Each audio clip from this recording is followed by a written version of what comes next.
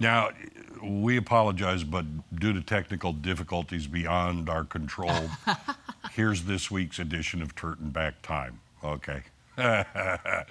And it covers the whole week, all right? But this is May 19th, 1910.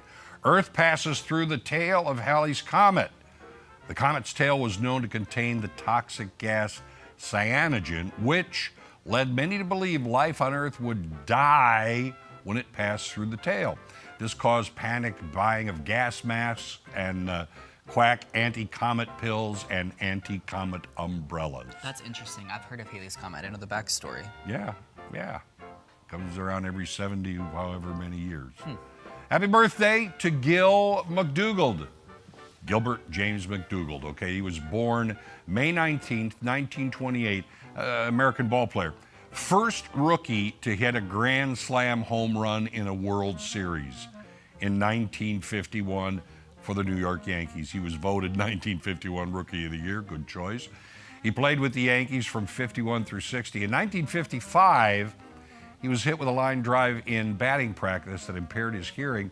He had a cochlear implant to help restore his hearing and became a spokesperson for the maker of the device. May 20th, 1954. Bill Haley and his Comets released their rock and roll classic, Rock Around the Clock. It was recorded actually as the B-side of the soon forgotten 13 Women. Happy birthday to Bill Ballou, born May 20th, 1931. He was an American costume designer. He was known as the man who dressed the king. He designed Elvis Presley's costumes from 68 to 77.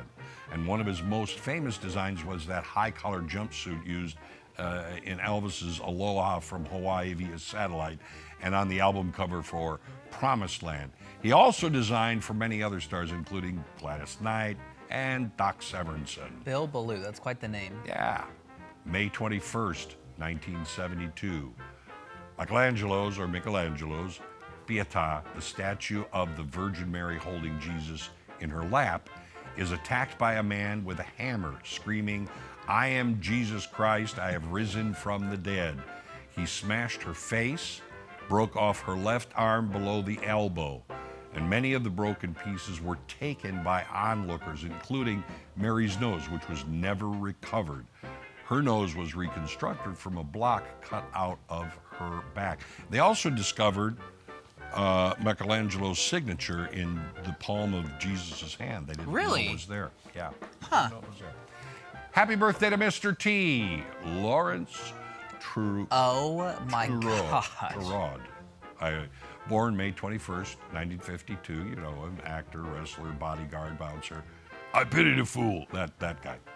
He won the TV game show America's Toughest Bouncer in 1988 and was Hulk Hogan's tag team partner at the World Wrestling Federation's first WrestleMania in 1985.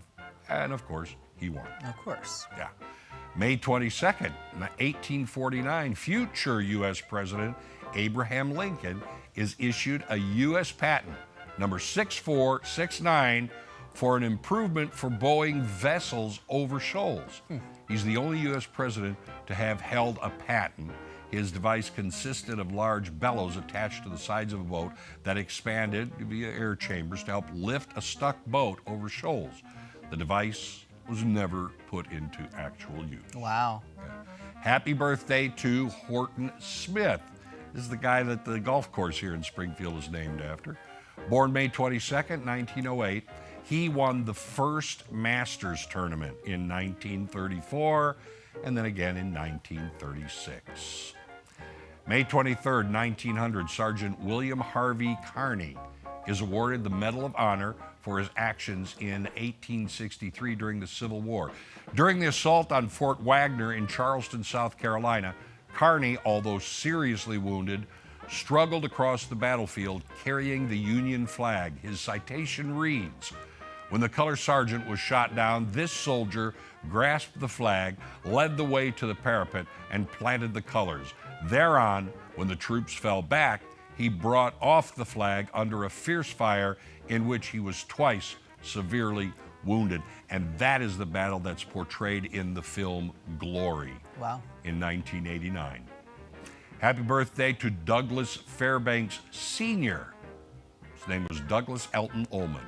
Born May 23rd, 1883, American actor. He was like the first of the Hollywood swashbucklers.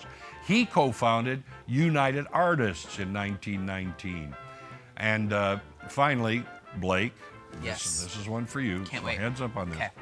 What do a tick and the Eiffel Tower have in common? A tick in the Eiffel Tower. Yeah.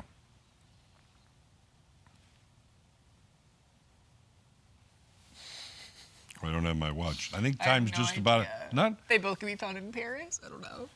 close. Okay. They're both Paris sites. Ah, okay, very good. was close, There yeah. you go. Sorry. No, I kind of like that one. Do you like that yeah, one? I thought it was good. Yeah. And I actually that's probably the closest I've ever gotten to an actual answer on your joke, so. But that was good. take it, yeah. You A got win the is a win. connection. A win is a win. All right, win is a win. we'll give you a win on that one. Yeah. And you know, in all truth, all of this Trtan Back Time, all of these things, they're really only to let me tell a goofy dad joke at the end. Oh, I know. I make this stuff Yeah. up. It's not real. Well, some of the factoids were interesting, though. It's just funny Yeah. because there's like little things as you go through your life that you just like hear, you know, but you don't always really know what that's about or what that means. Yeah. And so every Oh, yeah. once in a while during these, I'm like, oh yeah, okay, I'm like semi-familiar with that. And then you share a little factoid. I'm like, that's really kind of interesting. And So, I'll ask you, have you ever seen the movie Glory? no, I don't You think. need to watch it. You need to watch it. And the battle, that is the end of the movie, that portrayal of Yeah. the battle. It's incredible. Just I'll have to look into incredible. that, I guess. So, Trtan Back Time, always sharing the best in today in history and this week in history. So, There it is. oh my gosh. Unscripted will be right back.